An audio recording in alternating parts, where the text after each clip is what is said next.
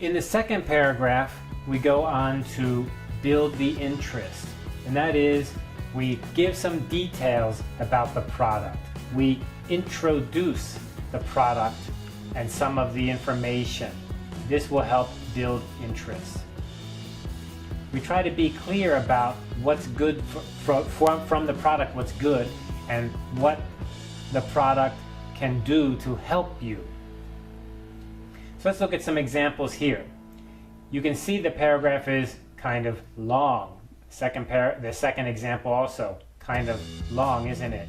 Why are these so long? Because they're telling a lot of details. They're using this chance to build up the interest. So here we introduce the product. We tell what the product does. We give some features of the product.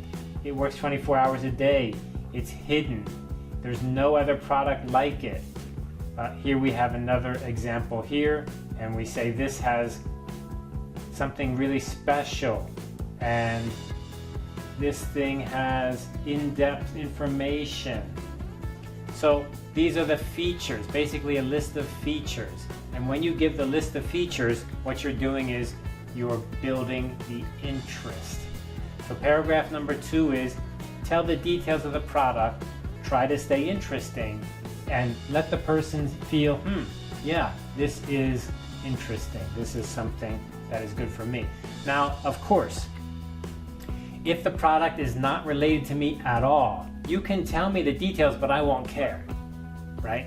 So that's part of the key of sales is you cannot sell something to someone if they're not interested at all, right? You know, I'm a man, you cannot sell a dress to me because I don't wear a dress, right? If you're a woman and I want to sell you a tie, it's not helpful that I tell you all the features of a tie because you're not going to buy if you don't wear a tie. So you cannot, do the impossible. But the idea is you send sales letters to businesses or to customers, consumers or businesses that already have a chance to buy or a chance to use your product. And so here, paragraph number 2, you do your best to tell the details of the product to build that interest. Okay, then we move on to paragraph number 3. And in paragraph number 3, we're going to encourage the receiver to buy, of course, to take action. Of course, the action should be to buy. So you need to tell them what do they need to do in order to buy. And you need to make it easy for them to respond or to get more information. And of course, you can do something extra, like maybe give a price discount or a special sale price or buy one get one free kind of thing. So here in paragraph 3, what we have is the define action and also the create the desire. That is, I'm interested now, I really want to spend my money, and tell me how to do it, C and D. So if we look at a couple examples here, we can see that we're talking about the product, and we go on to say the product is really good, and then look at this piece here, right here beginning. Can you afford to pass up this chance? We are making it even harder to pass up by letting you in on a special introductory offer. If you send us the enclosed order form, we will cut the theft-proof system price by 25%. So there's the special offer. That special offer is helping to create desire. We cannot continue this incredible offer for long, so it's limited, right?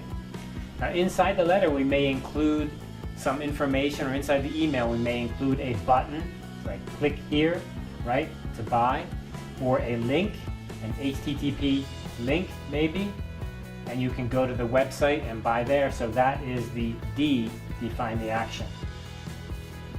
Let's look at this second example here.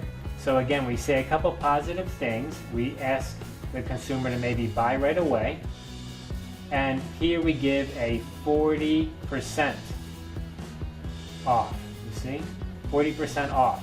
So that right there is helping to create the desire.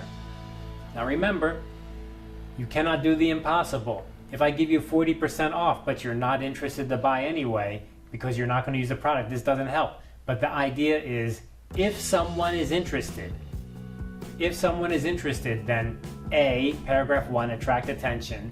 B, paragraph 2, build the interest, tell them the detail. And C, here, we create the desire by maybe giving something special, like a sale price or a special offer. Okay, inside your book, there's a number of examples you can follow. And again, remember the letter format, right? Up here we have the heading, and then down here we have the opening, and then down here we have the body, and down here we have the closing. And the heading is, who is this letter from? And the opening is, who is this letter to? And the body is the information, of course, in this case, 3 paragraphs. And then the closing is also, who is it from? Okay, good luck with your sales.